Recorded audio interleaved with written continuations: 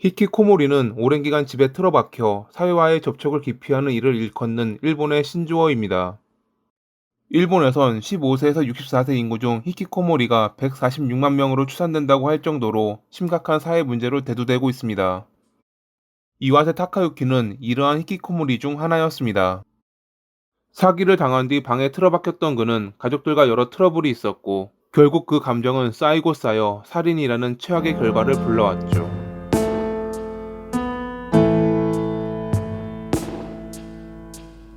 1980년에 일본 아이치현 도요카와시에서 삼형제 중 장남으로 태어난 타카유키.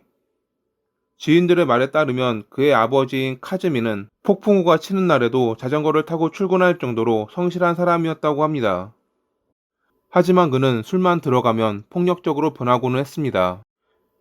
이웃에 따르면 가끔 그의 집에서 아이들의 비명이 들릴 때가 있었다고 하니 그의 폭력은 자식들에게도 향했을 것입니다.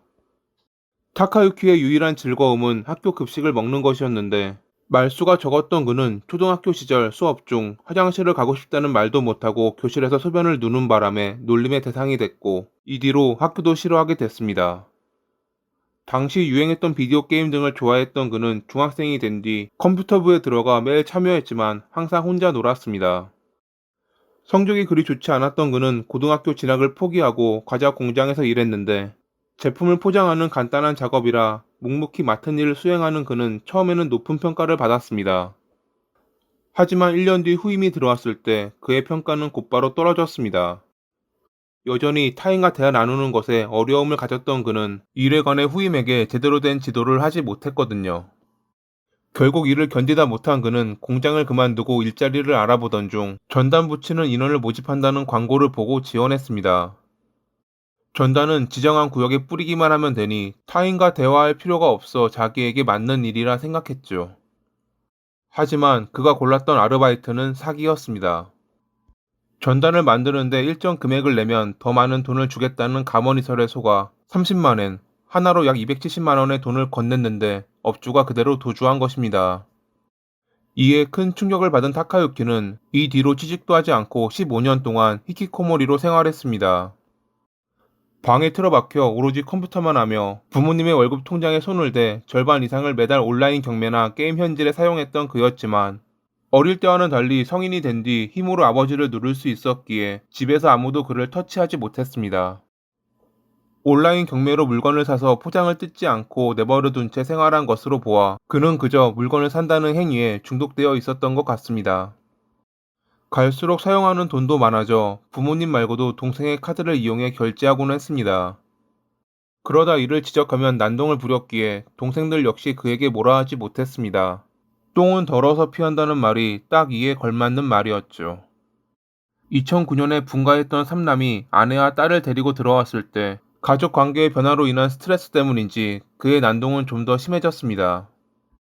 결국 가족들은 2010년 3월에 주민생활 플라자에 방문해 상담받았는데, 히키코모리인 장남이 함부로 아버지와 차남의 신용카드를 사용해 미결제 금액만 2천만 원가량 남았다는 그들의 한탄에 상담원은 신용카드와 인터넷 사용을 중단하는 것이 좋겠다고 조언했고, 가족들은 조언대로 인터넷을 차단했지만 얼마 못 갔습니다.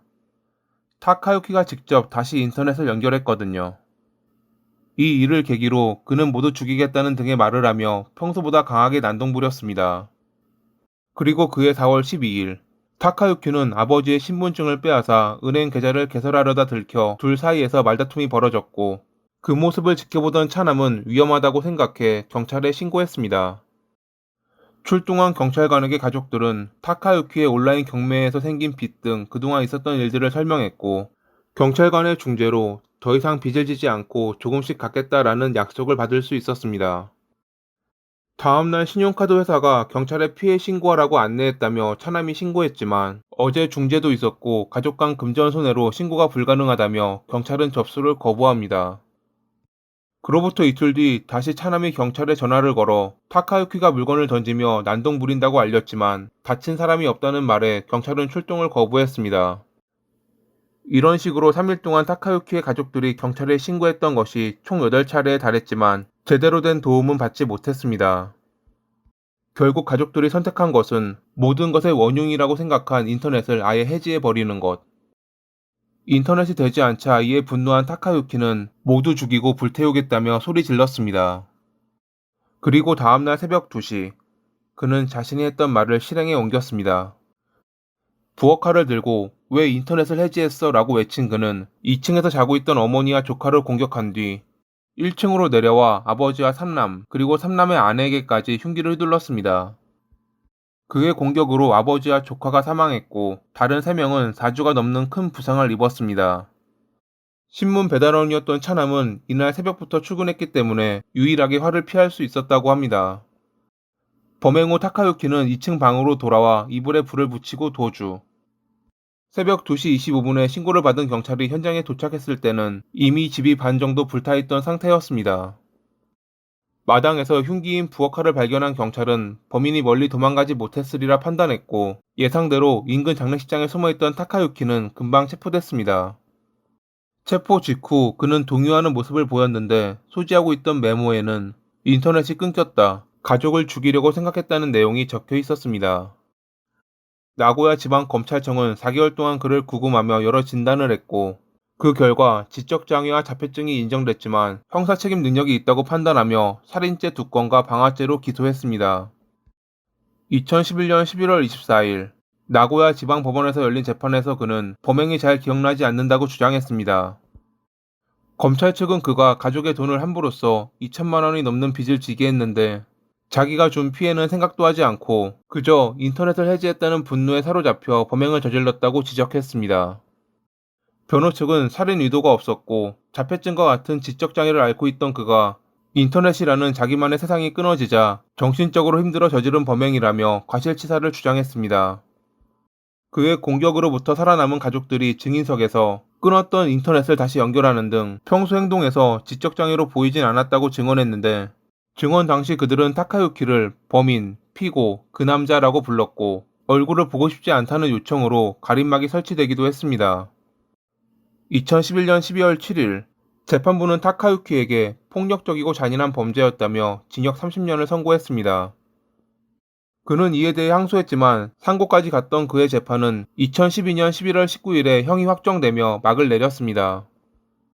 히키코모리 문제에 대해 일본의 한 전문가는 다음과 같이 말했습니다. 인터넷에 의존하는 위축된 젊은이들에게 인터넷을 끊는 것은 공기와 산소를 빼앗는 것이나 마찬가지이며 절대 해서는 안 되는 일이다. 전문가는 사태가 심각해지기 전에 전문팀을 구성해 대책을 강구하고 가족들은 당사자와 공감대를 형성해 나가는 것이 중요하다고 말합니다. 어찌 보면 미연에 방지할 수 있었던 이 사건.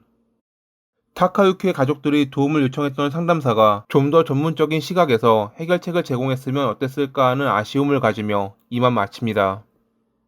오늘도 시청해주셔서 감사합니다.